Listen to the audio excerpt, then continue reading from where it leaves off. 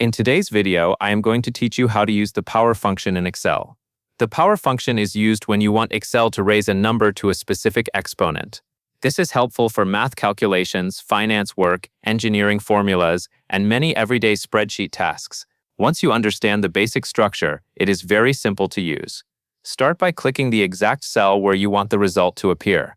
This is important because Excel will place the answer in whichever cell is currently selected.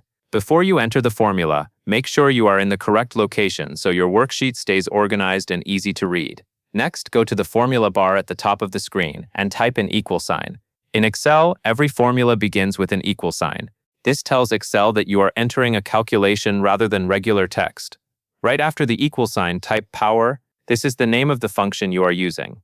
Excel functions must be typed correctly so the program can recognize them and return the correct result. After that, type an opening parenthesis.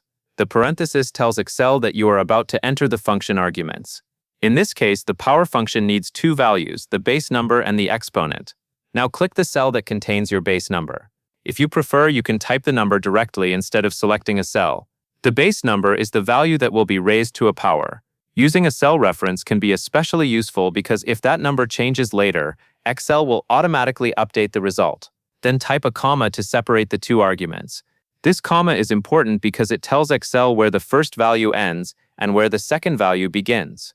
Next, click the cell that contains your exponent value or type the exponent directly into the formula.